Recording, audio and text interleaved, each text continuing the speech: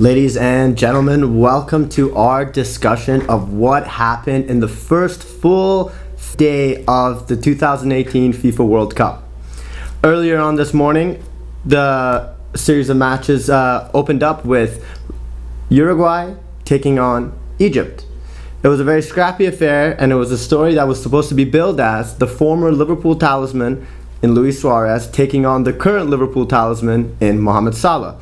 Unfortunately, Mohamed Salah missed out on the game, and although it was 0-0 up until the very last minute of the game, it was Uruguay who took the advantage and put the game away through a Jimenez corner kick in which he headed the ball into the back of the net. 1-0 it finished for Uruguay, and Uruguay took the 3 points to press on to go second in Group A. Group B is what Friday, June 15th matches were all about. It started off with Iran taking on Morocco. It has been a disappointing week for Morocco, to say the least. Firstly, they lost the World Cup of 2026 fixture to the North American bid, and it was supposed to be a very tough physical game that they were going to have against Iran. Unfortunately for them, Iran managed to sneak the game away through a smash and grab set piece that resulted in a Bouradouz own goal that gifted Iran their second ever win at the World Cup. This was a huge game. This group of Group B had Portugal, Spain, Iran, and Morocco. 2 teams from the 4 advance, and when you have the reigning European champions in Portugal, and then you have the 2010 World Cup champions in Spain, any other team in that group was always going to be hard done. Fortunately, Iran managed to sneak it away and take the 3 points. Team Melli got it done. Carlos Queiroz played his game plan to a T, to an absolute T. They controlled possession in the sense that they limited Morocco from getting that ball in the final third and getting their creative outlets. Morocco ended up enjoying more possession with the 68% to Iran's 32%, but that didn't matter at all. It was a very scrappy and physical affair. Morocco, they had some good looks. Amrabat of Watford, who plays as a right wing for Watford in the Premier League, was given the look at right back actually, and he looked very good for Morocco, unfortunately, but he came off with a concussion. But in a rather uplifting note, his brother came on and substituted him in his place. That would be it for Morocco as far as highlights go. Iran went out and got the job done. It was scrappy. They got the winner in the 96th minute through an own goal by Bouradouz. But what remains to be said from here? Iran had their best players playing more defensively, which was very surprising to see. Jawan Bakhsh was the top scorer in the Eredivisie with 21 goals. First ever Asian player to lead one of the major European leagues in goals. And he was contributing more defensively than offensively, but he came off due to injury. It's Sardar Azmoun. Many predicted him to be Iran's rising player, who actually plays better for the national team than he does for Rubin Kazan domestically in Russia. Didn't have that great a game, but it's about being able to put through and pull through with that result when your back's on the wall. First game of Group B resulted in an Iran victory, huge for the Team Melli fans all around the world. The second matchup was supposed to be a highly touted affair of the Iberians.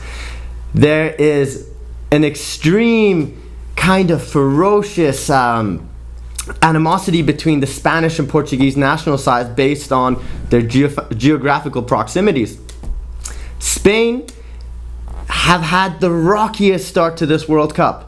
Their head coach, Julian Lopetegui, was replaced by Fernando Hierro, and by replaced, I'm using this very nicely. He was fired on spot on the eve of the World Cup over the shady miscommunication of how he became the Real Madrid manager. Apparently there was a toss-up as to how he was appointed, and as a result, the Spanish FA president did not enjoy that and fired him on spot and replaced him by Fernando Hierro.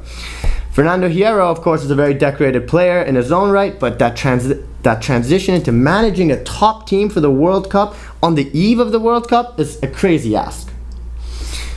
Spain went into this game with a little bit of a calamity around them.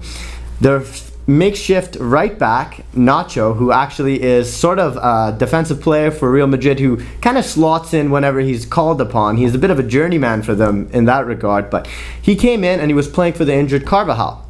3 minutes in, he fouls Cristiano Ronaldo and gives up a penalty.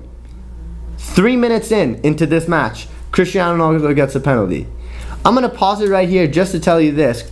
To this World Cup, there wasn't a lot of talk about Cristiano Ronaldo. There's a lot of pressure that's been talked about, the pressure that's on the shoulders of Messi or Neymar or Griezmann, but Portugal haven't been getting the looks. This team is the Euro 2016 champions. There needs to be some respect put on their name. Ronaldo versus De Gea, penalty. It's the most on-form goalie in the world versus the best penalty kick taker in the game, maybe ever in the history of the game. Ronaldo sent them the wrong way, put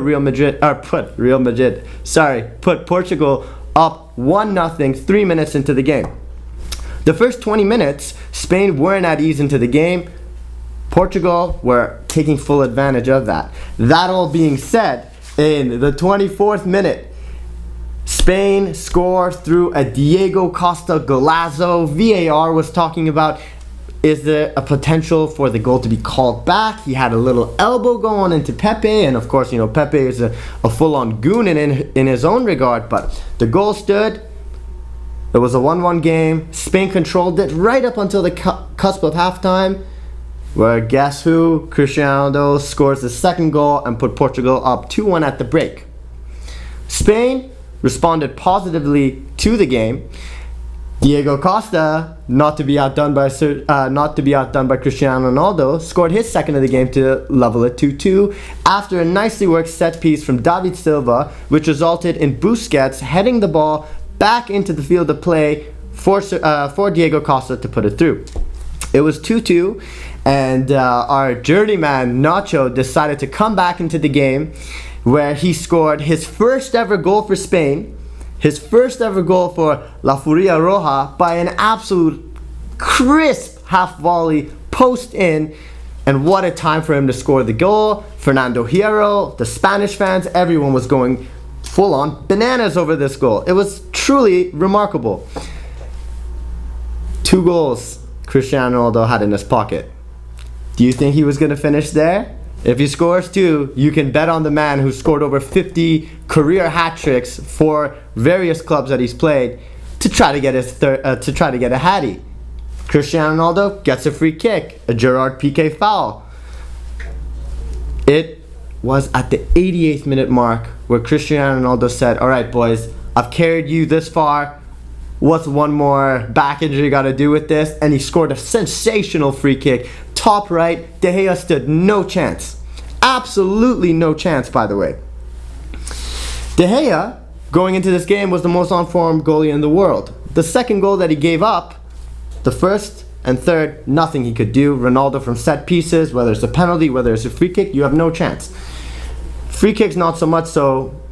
Fans of Messi affectionately call Ronaldo Penaldo, but call it what you want. This man has the sheer determination to get it done, and the physical nature of the game suits him, that he takes care of his body into a regard to put himself in these positions to take full advantage. Going back to that second goal that De Gea gave up, it was an absolute travesty of a goal. Ronaldo's shot wasn't even that great. It came right to him. It was a bit of a turf burner. It is hot out there in Russia. That Black Sea, the game was played in Sochi. It didn't play a factor in, and De Gea was largely not called upon up until that point. And when that shot came in, you feel like it's going to be one of those situations where the whole world is going to be criticizing a player over a mistake that a goalkeeper does. And De Gea's goal was truly a joke, the second goal that he conceded, but fair play to Cristiano Ronaldo. He put this team on his back. Group B is absolutely chaotic now. No one would have expected Iran. They were the heavy underdogs to possibly churn out a result against Morocco? They've got their 3 points. Sure, it was a scrappy affair. They got it done, but right now, Iran is leading Group B, and you can go ahead and pinch yourselves. You aren't dreaming. This is a reality. Iran is leading Group B, and with Iran set to play Spain and Portugal, and Morocco set to play Spain and Portugal next, it's going to be absolutely chaotic. Team Melli fans, enjoy this, because this was a truly great day for your World Cup hopes.